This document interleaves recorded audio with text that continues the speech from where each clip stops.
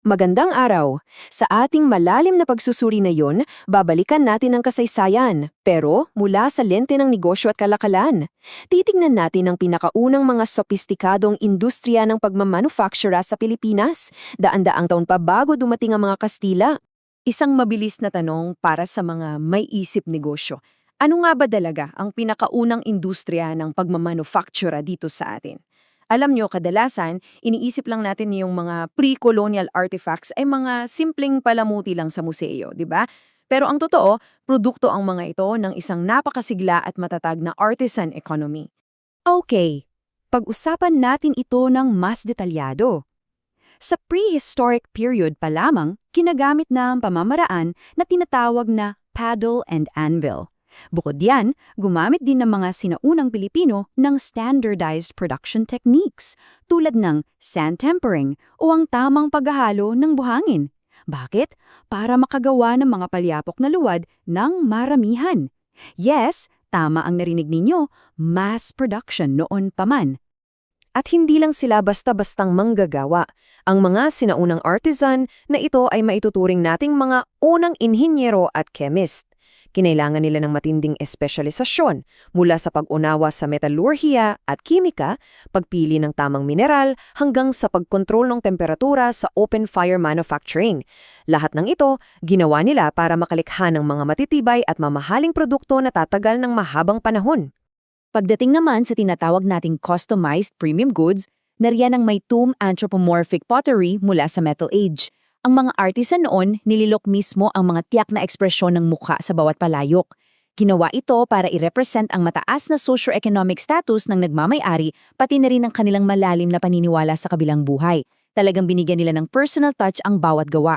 Gaya sa anumang modernong negosyo, may malinaw na market segmentation noon. Sa isang banda, may mga pang-araw-araw na palayok para sa karaniwang gamit. Sa kabilang banda naman, narito ang mga prestigyosong obra maestra tulad ng Manunggul Jar na ginama pa noong 890 hanggang 710 BC sa Palawan.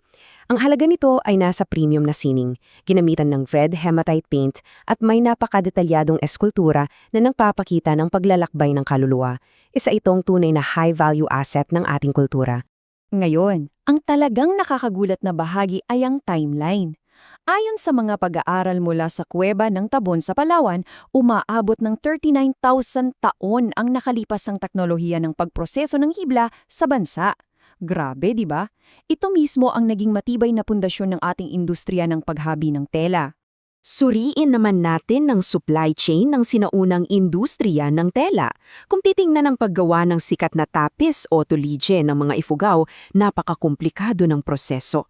Nag-uumpisa ito sa pag-ani ng mga hilaw na hibla, masusing pagproseso at pagnipis nito, manumanong paghabi sa handloom hanggang sa mahigpit na ikat-dyeing technique para mailapat ang mga sagradong simbolo. Hindi biro ang kalidad ng produksyon nila. At itong mga telang ito, hindi lang ito basta damit. Sa katunayan, gumagana ang mga ito bilang isang uri ng salapi o currency. Isa itong napakahalagang haligi sa ekonomiya ng mga lokal na elite. Ginagamit bilang bride wealth sa mga kasalan, inialay sa mga mahahalagang ritual at pag-ani, at syempre, ikinakalakal bilang mga high-value commodities. Dito na tayo papasok sa ikatlong yugto ng ating pagsuri, ang panahon ng pandigdigang kalakalang pandagat. Isipin ninyo paano nga ba lumago ang ating lokal na artisan economy at tuluyang kumonekta sa pandaigdigang merkado daan-daang taon pa bago pa dumaong ang mga Espanyol sa ating mga baybayin. Kapag tiningnan natin ang mga inaangkat na kalakal tulad ng tradeware ceramics mula sa China, makikita natin ang napakalinaw na market segmentation. Ang dekalidad na aaninag at mamahaling Jingdezhen blue and white porcelain ay eksklusibo para sa merkada ng mga lokal na pinuno at elite.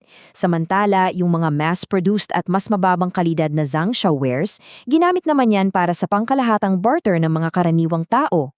Buhay na buhay ang barter economy noon.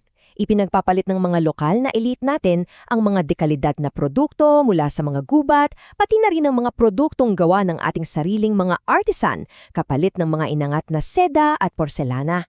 At alam nyo ba kung para saan yung mga karangyahang yan?